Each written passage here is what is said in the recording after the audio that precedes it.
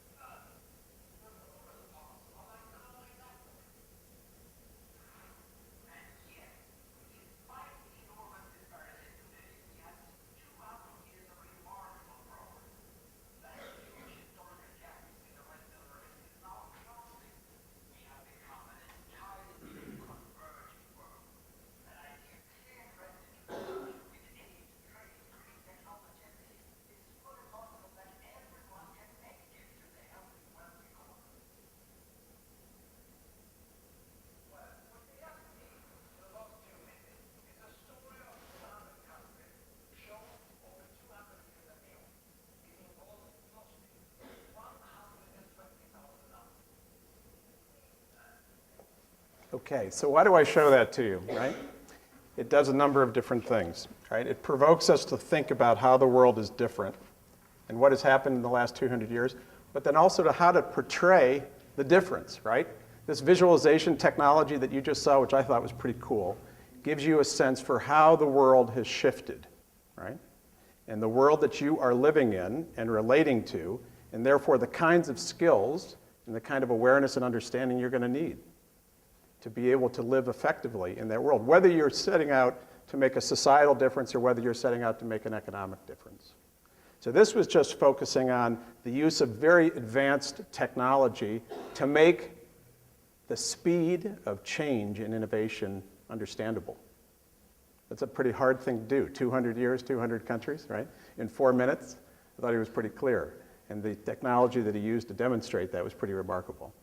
So, innovation. Now, what else can we talk about relative to innovation?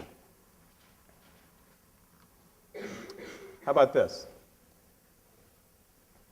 This is a chart that shows information and communications technology growth over the last decade, fundamentally. The blue line are the numbers in billions, all right? The number of subscribers in developed countries, wireless subscribers in developed countries, developing countries, and internet users. So the blue line is mobile telephone subscribers. All right. The red line is internet users, and the yellow line is mobile broadband subscribers. All right, smartphones. So look at the pace of change that you see there on that graph. Unfortunately, I'm going to see if I can expand it. There you go. Now, what's remarkable about this? Look at the arcs. Look at the curves in adoption. Just from 2005 to 2010, mobile cellular phone telephone subscriptions, over 5 billion in the world today. Over 5 billion. Now, these are subscriptions. These are not necessarily individuals. But that means capacity. This is pointing to the rapid pace of capability for all of you who are now texting on your smartphones to be texting to other people in the world. All right? Now, this is going to be on steroids when that yellow line at the bottom surpasses the blue. With the advent of 3G, 4G devices, iPhones, right, HTC phones that are coming in, right, your Google operating systems, all of which I would say in about 2 years are going to seem like the baseline and not very exciting. They are going to bring tremendous new capabilities to you wherever you go, and you're going to have to make a decision about how to access them and how to use them and what to do with them. So you're going to have to try to make decisions about how to integrate the pace of innovation and the pace of change into your life. Average number of emails sent in a day, 294 billion in a day. All right? Now, what about the percent of population that has mobile cellular subscriptions? So in developed countries, you can see there are more mobile subscriptions, more mobile cellular telephone subscriptions per person in developed countries than there are people in the developed countries. In the world, roughly 76% of the world has a mobile cellular telephone subscription. And in developing countries, 67%. Go back to that chart we were just talking about of health and wellness. And those countries that were down at the bottom, right? Those are the countries that are in that yellow line that you're seeing. Right? And the convergence of how we saw those countries coming together with the countries that were leaders, that were on this chart would be considered developed countries. Now, average number of text messages per day, 17.28 billion. All right? Now, you've got 30 minutes to text as many people as you can text. And we'll compare that with what's gone on around the world in that same 30-minute period when we're done. Okay? Okay, so how does that translate and why is that important? Let's think about how the world is organizing the global economy. In essence, there are 20 countries in the world that make up 85% of the global economy. They're called the G20. So these are the countries that are having the biggest impact on writing the rules for the global economy, the economy that you will be participating in. Whether you're going to participate in it from the United States of America and Eastern Pennsylvania, or whether you're going to participate in it from Sao Paulo, Brazil. These 20 countries, who meet every year, decide the financial direction, the financial structure, and the financial rules. They will soon become the multilateral coordinating platform for how all kinds of policies are made.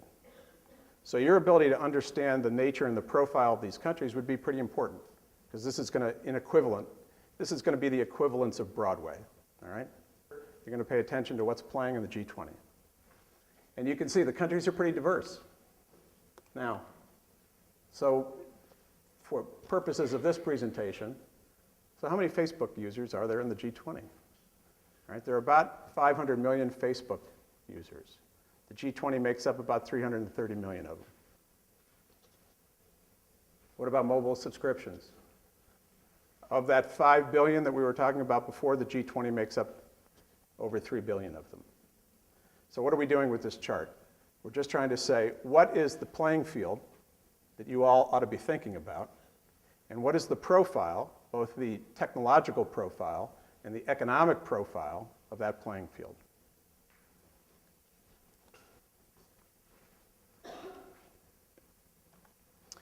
All right, anybody see this before? This is the Facebook map of the world, all right? These are the Facebook relationships that exist in the world. So you can map those 500 million Facebook users against the geographic landscape of the globe, and this is how it lights up. Now you'll see some pretty lit up places, right, for Facebook. So if you're sitting in Facebook and you're trying to figure out how do I grow my company, and who are my customers currently, and who do I want my next customers to be, where do you go? You go to the places that are dark to grow. But you also have to retain the places that are light, because those are your current customers. Now, in what Hashem and I do for a living, we have to advise companies and clients about these trends and where will government help that growth and where will it get in the way of that growth. So public policy is going to impair Facebook's ability to light up some of those places that are currently dark, and it's going to enable Facebook to brighten some of those places that are currently light. So what does that mean? Well, let's go back to who makes those decisions. Well, if you're Facebook and you've got a huge footprint in a very different world, and you need to grow and want to grow and add value to your customers, well, I guess I ought to be thinking about the G20 countries, since those countries are going to be, those governments in those countries are going to be making decisions about how I access, capitalize on those markets. And you can just, if you were to go back and think about that map of the G20 and overlay it to this Facebook map, you'd have an interesting strategy discussion if you were sitting in Facebook's corporate headquarters, or in your own headquarters, wherever you are, because this is where you're going to access. This is the way you, as future leaders, can access the world and access marketplaces.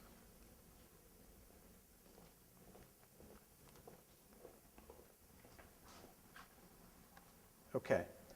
Now, before we get to a discussion about Egypt, we have, we're going to tell you to stop here. We may be cutting this short, but stop your texting, all right? And I'm going to need some help. I'm going to need some volunteers to help take numbers here, all right? So give me 2 volunteers. Come on, help me out, okay? All right, Luna, help me out. Stand up and turn around and look at your colleagues here. All right, call out numbers, how many people, how many text you sent, all right? Assuming we're going to take you on your honesty code here, that you texted to more than 5 people, all right? Why don't you take that side of the room? Luna, you take the middle, and I'll take this side, and we're going to add them up, all right? And I'm going to come, okay, how many? How many? Oh, yeah, maybe we'll say like 6. 6, okay. 7, okay. 8. I didn't have any service, so I No service. How many? 5, okay. 6. Texts. How many texts? How many texts? But you had to send to at least 5 people. 5. 5. All right. Didn't have my phone. Didn't know phone. 6. 7. 6. All right. You were doing camera crew. Yeah. All right. 5. No service. 7. 8. 10. 8. 6. 8. Okay.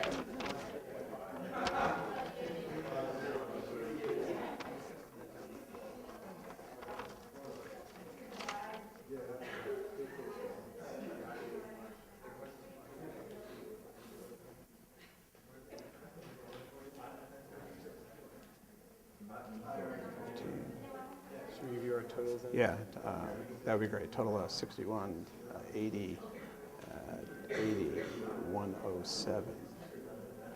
107, 120. I got 120. What do you I got? have 111. 111. Okay. Luna, what do you got?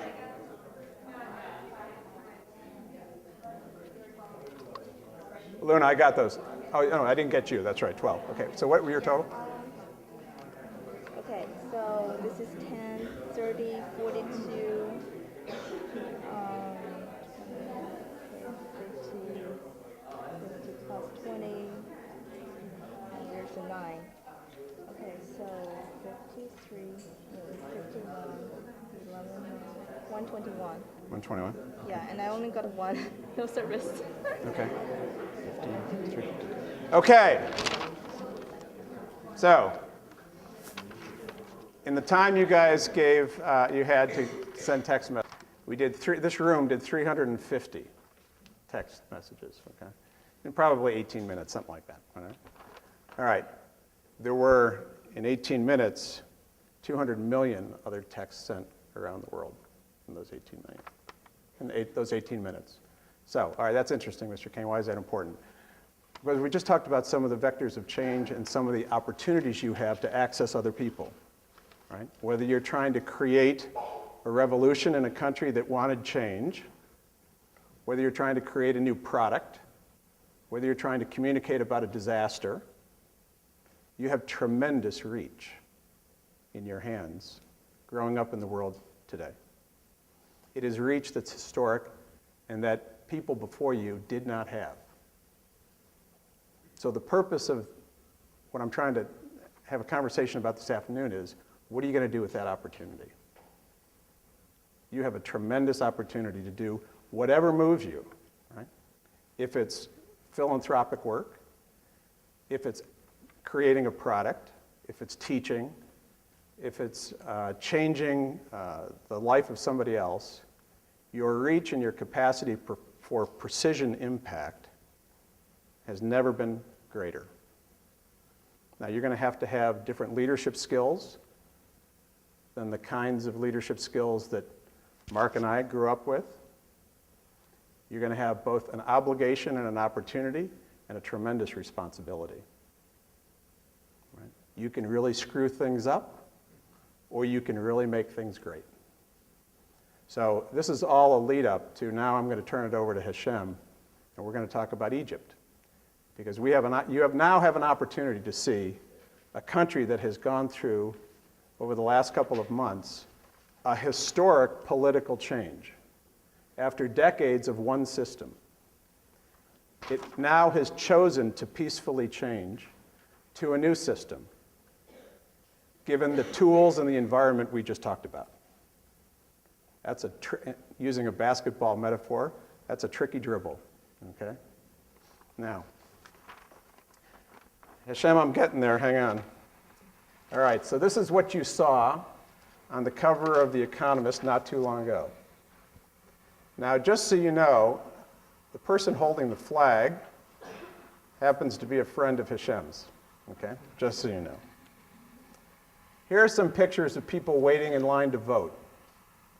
and Hashem will elaborate on this, but by and large, if these people were here with us today, they would say they're voting because it was the first time they felt their vote would make a difference. This is on the Constitution. This is on the constitutional referendum last Saturday. Okay? Standing in line, and as you can see, the pink ink on fingers designed to prevent voting, repetitive voting or voting fraud. Now here's a map of Egypt. The referendum, which was to set a timetable for parliamentary elections and presidential elections and to begin the process of rewriting the Constitution, all right, passed. 77% said yes, let's do that, and 22% said no, let's not do it on that timetable that this referendum is calling for. All right.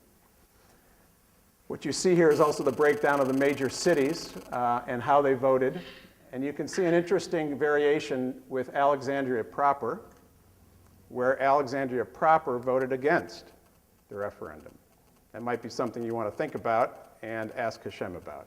But Hashem, I'm going to turn it over to you now, and you can take it from here. Sure.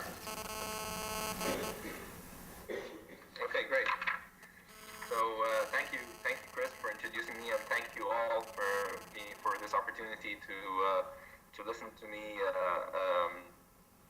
tell you about the revolution and our experience in Egypt. I want to actually add another fact about that picture. My friend, he's actually also an entrepreneur, and in some ways, to some extent, you can say that the revolution in Egypt was started by a bunch of entrepreneurs. As one other person from the core team who started it stepped down, it feels like we just had a $70 billion exit, which is the number that people are estimated that Noor stole from the government. But of course, the benefit for us all was a lot more than that number. It was the future of Egypt, and as well as the large sums of money that are being lost every year due to corruption. Can you hear me, Chris? Yes, we can. Yes. Okay.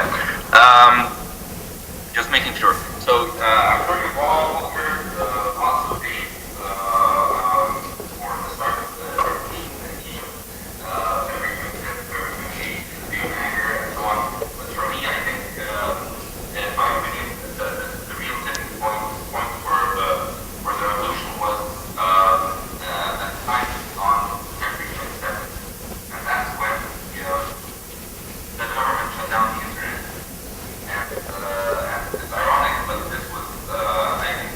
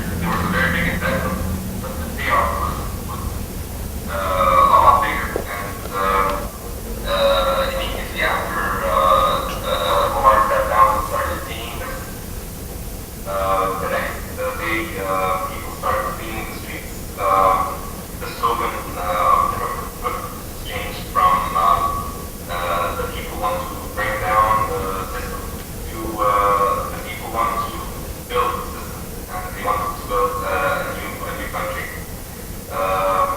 And this was reflected, as you can see in the pictures of the referendum, which happened last week. For the first time, we had a vote in Egypt for which the results were not known beforehand. And everyone was happy about that. Everyone wanted to participate, regardless of the outcome. The process went mostly well. There were only a few violations. And it was very happy for all Egyptians, I think. The question of whether people voted yes or no in that referendum, and to explain this, the referendum was a vote of whether to agree or disagree to some amendments to the Egyptian constitution. And these were mainly two articles of the constitution that restricted elections and hindered the democratic process in general, and mostly these were things that Mubarak's regime had put in place during the last 30 years. But I think the question of voting yes or no had nothing to do with the actual amendments, and it was more about the principle of these amendments to the Constitution at this time. The idea to change these articles in the Constitution was proposed by the armed forces, and there's a big debate going on whether we should change the Constitution first, or should we go and do it at the end of the presidential election first, or should we go and do the parliamentary elections first? And I think most people who voted yes were one of two or three things. They were either worried about what's happening in the country, the chaos and so on, and what was the stability down back, or they were afraid of the risk of the armed forces keeping too much control of the country. But also, a lot of the people who voted yes was because of the hidden agenda of the Muslim Brotherhood and other extremist Muslims. And this is not true of everyone in the Muslim Brotherhood.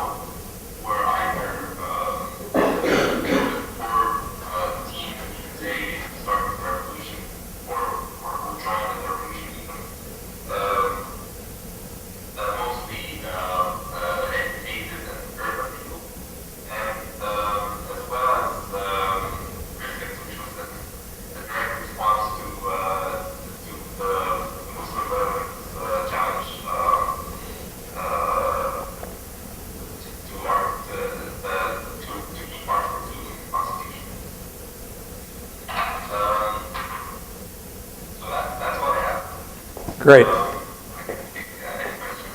Okay, we will. So Hashem, thanks a lot. Now, look, let's piece all these things together, connect the dots here, okay?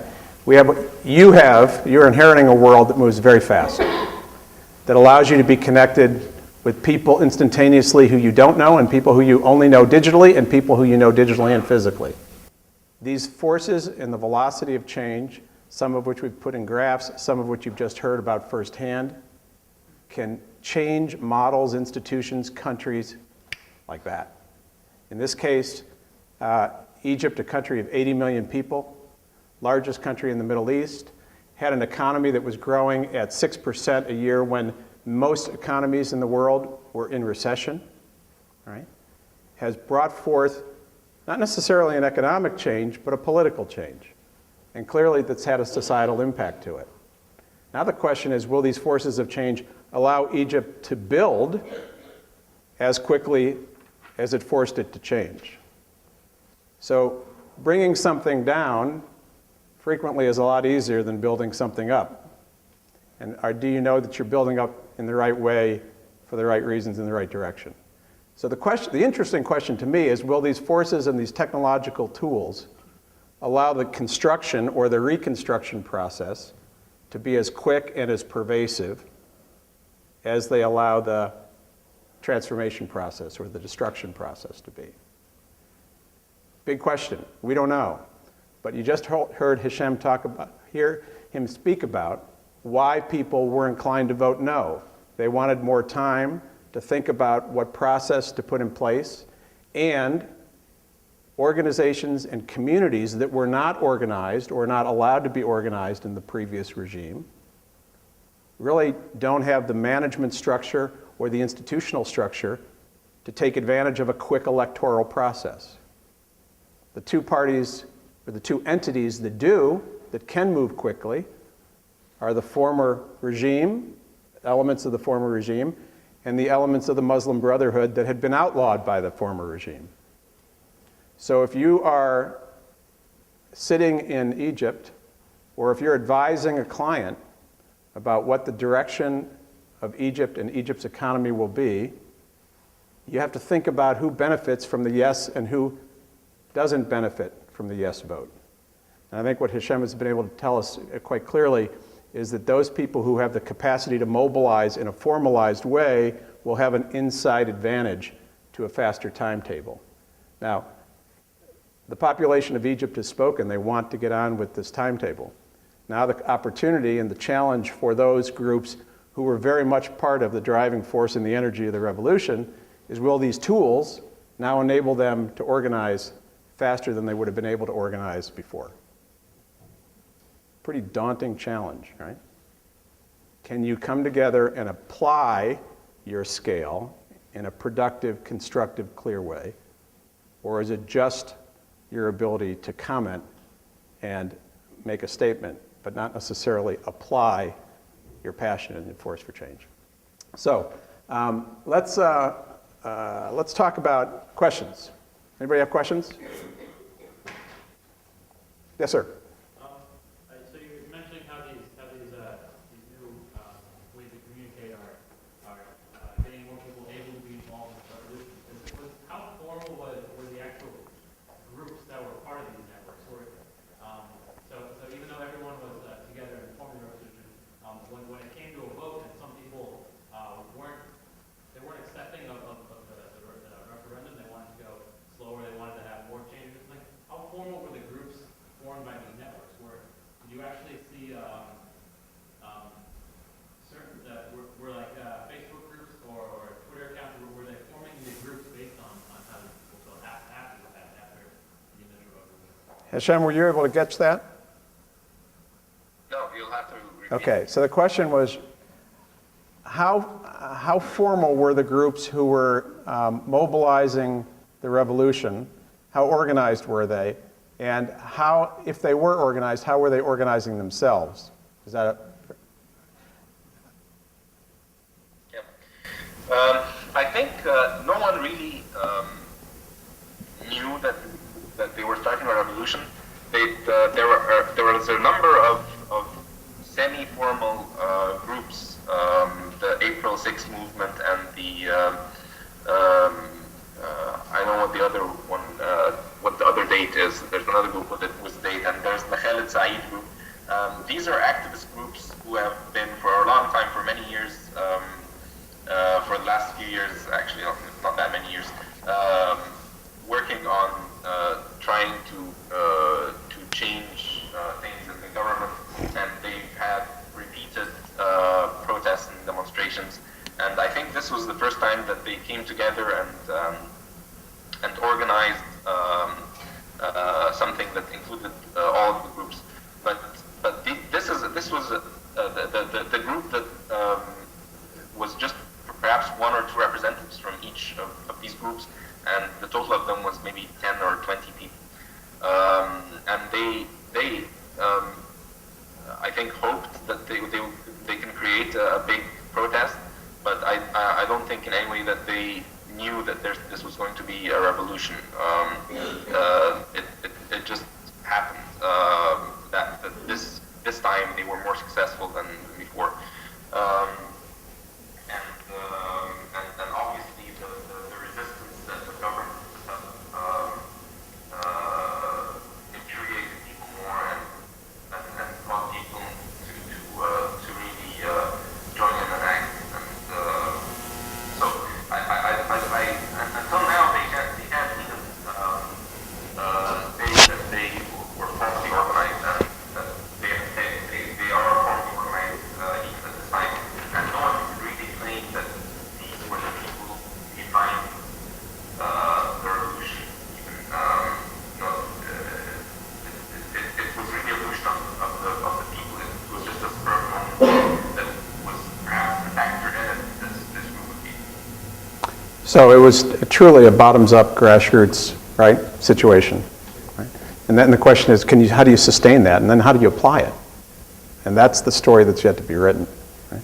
Yes, sir. Do you think there were certain groups that didn't know how to use technology, specifically older group, people in the older age group that were kind of left out? Were there people left out of the revolutionary movement because they didn't know how to use technology in the same way or with the same skill that younger generations did?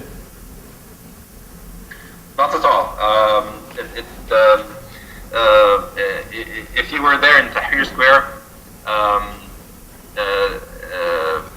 90% of the people were really not the tech-savvy people. They were poorer people. They were. You had the complete spectrum of society there. It's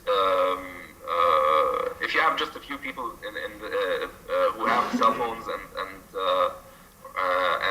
sending messages to each other, other people can still know what the message is, what the word going around is. So it was really a mix of everyone. No one really was left out unless they chose to be left out. Yes, ma'am. I guess the Muslim Brotherhood sounds like a scary group in the U.S. to come into power. So what would be the implications of them winning the election? We were hoping you'd ask that question. Okay, Hashem, we got the Muslim Brotherhood question that we were hoping for, which is, the Muslim Brotherhood sounds like a scary group. What would be the implications to the U.S. if they were to win the elections? Now, to be clear, the Muslim Brotherhood has said that it is only going to compete in the parliamentary elections, not in the presidential election. Now, there's a reason for that, right? And Hashem will get into that. But it's very important that people, now that we have a wealth of information at your disposal, right? How much attention do you have? Do we have a wealth of information and a poverty of attention? Right? So your question touches on something that is a very different attribute of the world today, which is at one point in time, we could only assess the information we were given. Now you have the opportunity to assess the information you seek. And this question of who is the Muslim Brotherhood? How scary are they? Are they a unified entity, or do they have differences among them? Is exactly the kind of question that you all need to think about, but especially Egypt needs to think about. So Hashem, I'm going to turn it over to you. Sure, thanks, Chris. The Muslim Brotherhood was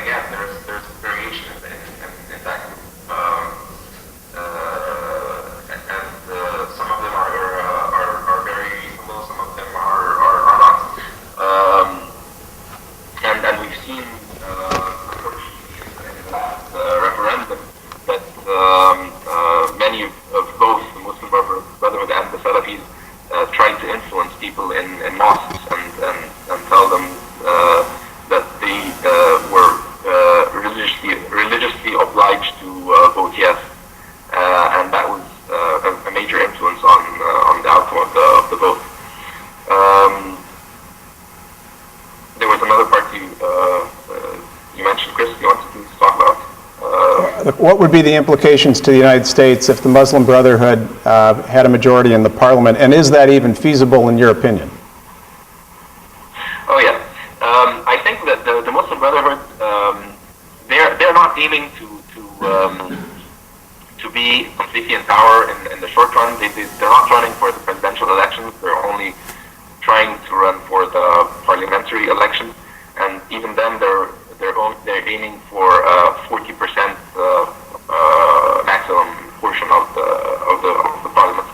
And I think part of that is due to they know that the coming period, the first period after the revolution, is going to be very chaotic and not very well organized, and so they'd like to avoid being associated with that and skip that phase, and then perhaps run for elections later. What would the implication be for the U.S.? I think it's going to more of a clear of what the people want in Egypt if the Muslim Brotherhood were to be in power, or any, I don't think that whether or not the Muslim Brotherhood is going to be in the government, that it's going to be a bad thing for anyone. It's actually in both cases going to be a more representative government for the people, and that's much better than a government that's trying to appease any other country at the cost of the interests of its own people.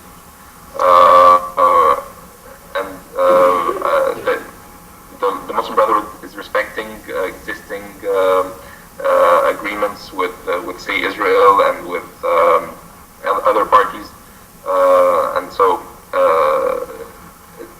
it might be that there may be things that need to be talked about more, but it will definitely be a more open and more transparent government than before. So, Hashem, let me take the prerogative here and ask a question. What's the current opinion in Egypt today about the United States, and let's even make it more personalized, which is of how President Obama handled the United States posture and policy toward the Egyptian revolution? Well, towards the Egyptian revolution, I think it was a mixed response from many people. Some people think that the U.S. and President Obama played the right role in being neutral, because this really is something that the Egyptian people should decide. On the other hand, some people think that he should have been more assertive of the right of the people to change their government, to change their leaders, and so for this particular event, it was not as people don't have as good an opinion of the position of the U.S. As before. But in general, I think that most Egyptians are pleased with the relationship that we have with the U.S. right now, and would like to maintain that relationship and think that it's a mutually beneficial one. And I don't think that will change very significantly. I think that building a relationship based on more openness and more that reflects more the people will be better for both sides. Okay, questions? Yes, ma'am. Very recently, President Mugabe's regime arrested some 60 Zimbabweans and accused them of plotting Egyptian-style protests. What lessons can be learned from Egypt, particularly to those Zimbabweans that are seeking ethnic regeneration change? Well, that's a good one. All right, so Hashem, I'm going to leave this one to you. The question is, what lessons from Egypt can be learned and applied to Zimbabwe, where there are people who would like to go through the same change as what Egypt has just gone through? To Zimbabwe. Yes. Okay. Well, I'm not very aware of what's going on in Zimbabwe, so I can't really apply it directly. But I think the lesson that that we've learned is that you always need to just speak up, and no government, however powerful it is, can ever stand up to the will of the people. There will be costs, as we have seen, unfortunately, in Libya and in Yemen. But one way or another, it's always better to just deal with the situation. It's a losing situation anyway, and you just need to take that step, and it's an investment in the future. So in effect, if you feel change is coming, and I think what we're trying to say this afternoon is change moves faster, right, and more distributed and more pervasively, then you need to embrace the change. If you're currently a ruling entity, whether you're in a company or a country, right, and you have to understand the forces of change, and you have to be contemporary to understanding and identifying what those forces of change are. You have to change. You just can't stay still, because the forces of change today will surround you and destroy you faster than ever before. So if you're a ruling government and people aren't very happy with you, if you get out ahead of their displeasure before they start acting upon it, you have a much greater capacity to constructively change your country than if you do what Muammar Gaddafi's doing, right? Or you do what some others in the region are trying to do, which is use old tactics to hold off new change.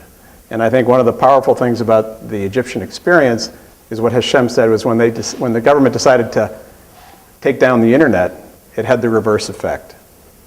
All right? So, powerful lesson. Luna. Actually, can I talk to you?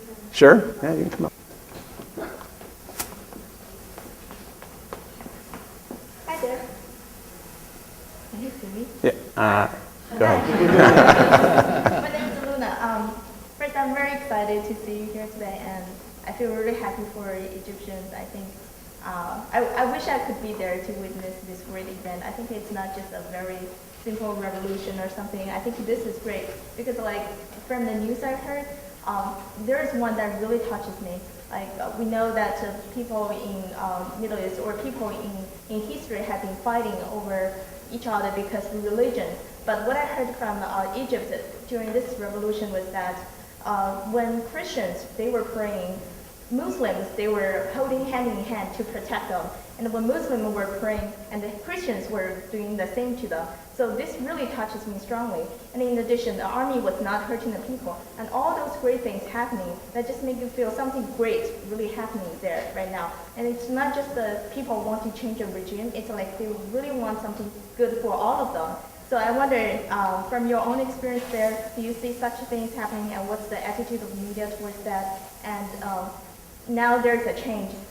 Is there any major differences in what people are wanting for?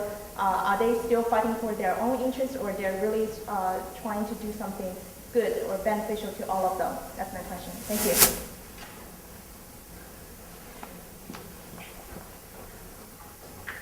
Okay, thank you very much for that question. I want to make it clear that it's. I wished I could show you this picture I took in Tahrir Square, where there's a Salafi leader holding the hand of a priest who's holding a cross, and it's very obvious from that picture that they're both very happy that they're doing this, and people are cheering them. And it was definitely great to rediscover that Muslims and Christians in Egypt are both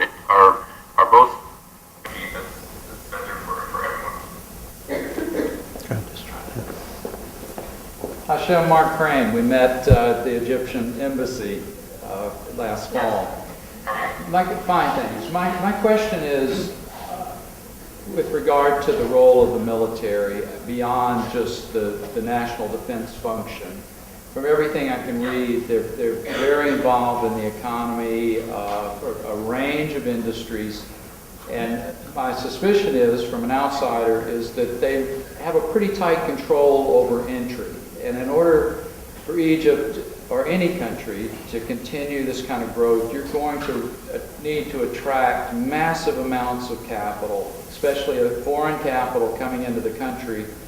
Do you see any loosening up of that, or an ability for entrepreneurs to enter, to bring in capital, or is the military going to be an impediment here to try and protect their existing, I hate to say monopolies, but in some cases they do have some monopoly control and limits on entry. Do you see any loosening up of that?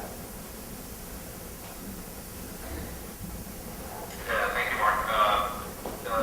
Yes, the military has a lot of control traditionally on a lot of things, and I think this was the major problem that caused where we got to.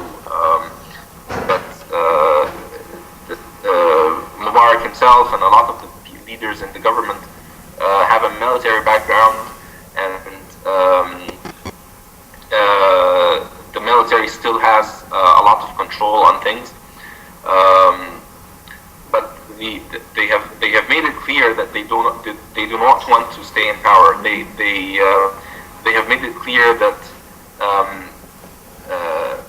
just as the people supported the military during the last revolution 40 years ago, they are now willing to support the people's revolution, and they're realizing that military control of the economy and of the government is not beneficial to the country, and most of the military don't want to continue to do that. Entrepreneurship was a hot topic in Egypt for the last 3 years, even before the revolution. It's even more relevant now. People are thinking of very innovative ways to solve a lot of the social problems, taking things into their own hands and trying to solve them. And I think this is something that started before the revolution and is still going on. Egypt and all of the Middle East region is opening up to investment, for foreign investment, foreign capital, and that's not going to change after the revolution. It's going to come even more. And I think the revolution was just a step in that direction that had to come along with this entrepreneurial uprising, if you can call it that, in the region. Okay, that's it. Time out. You all have been amazingly attentive for a Friday afternoon. Thank you again for coming and being so engaged. But here's the quiz. All right, well, wealth of information, poverty of attention. I told you you could text, but you had to pay attention at the same time. What was the country that was lowest on the scale of the sick and poor and healthy and rich? Congo. Good. How many emails are sent around the world in one day? What? 294. That's good. All right. Give me 5 nations who are members of the G20.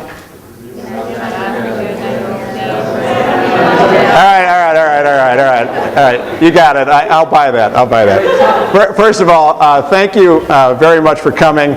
Hashem, thank you very much for participating. This is 11 o'clock at night, Cairo time, so if you think you're here under duress, think about being here at 11 o'clock on a Friday night. That clapping is for